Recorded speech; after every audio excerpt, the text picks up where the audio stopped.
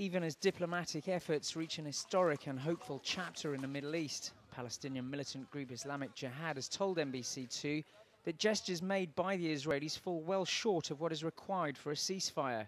It points to the ongoing occupation of Bet Hanoun in Gaza and the continued killing of Palestinians. In the last 24 hours, 2 men lost their lives to Israeli gunfire, including 1 policeman.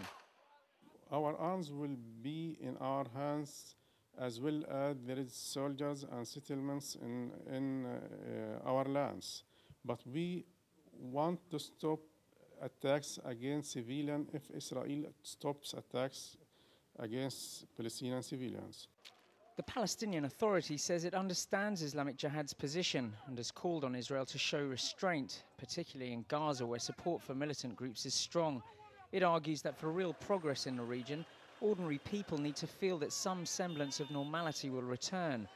Following Israel's recent announcement that restrictions had been lifted in the West Bank and Gaza, Palestinians simply point to the tanks and armoured vehicles and ask if those images reflect Israel's sincerity for peace and the roadmap. When the